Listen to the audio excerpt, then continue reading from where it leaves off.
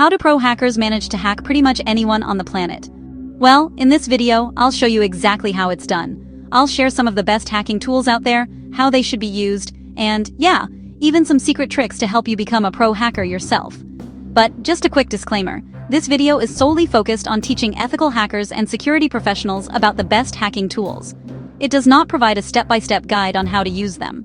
Black hat hacking is highly discouraged, and honestly, it can result in some serious legal consequences. First, let's cover the tools you'll typically need for this kind of operation. The first thing you'll need is a basic computer.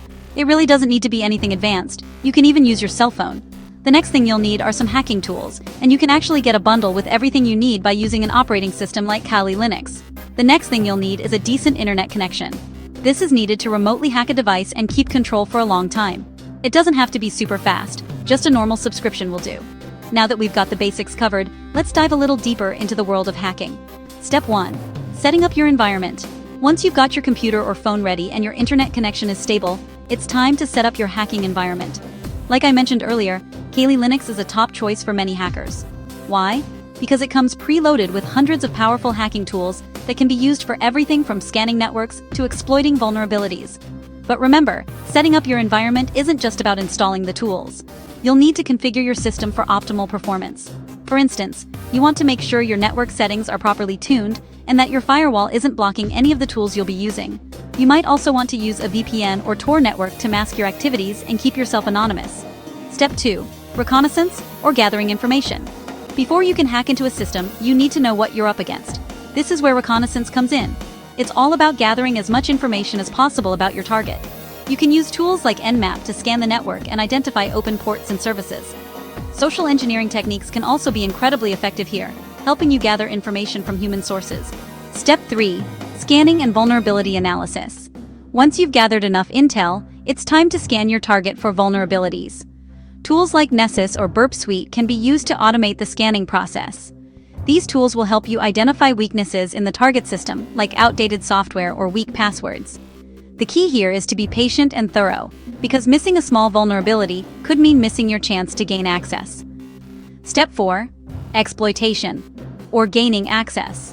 With the vulnerabilities in hand, you can now move on to the exploitation phase.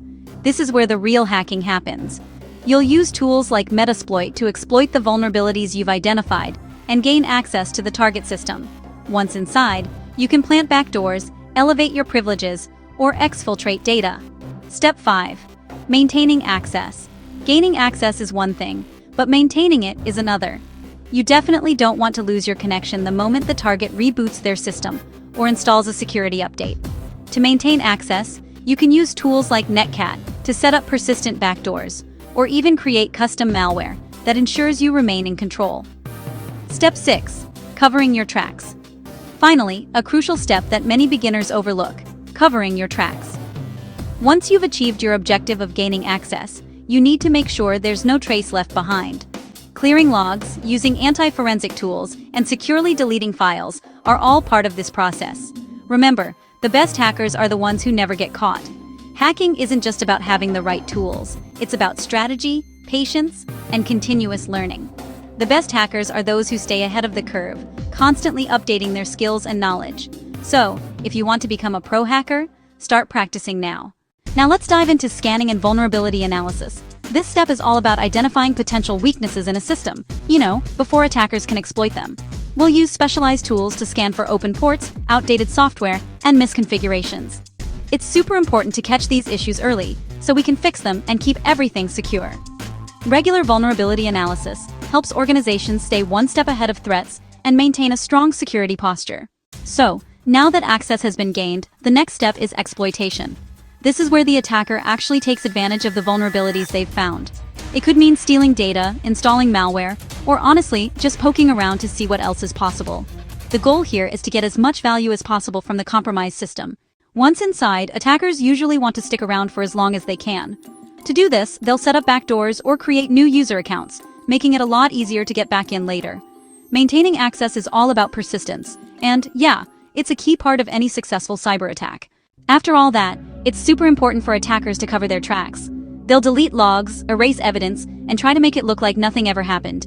This step is crucial if they want to avoid detection and keep their activities hidden for as long as possible. So, what does it take to become a pro hacker? Well, it's not just about technical skills. You need curiosity, patience, and a willingness to keep learning. The best hackers are always adapting, staying up to date with new tools and techniques, and honestly, never stop challenging themselves.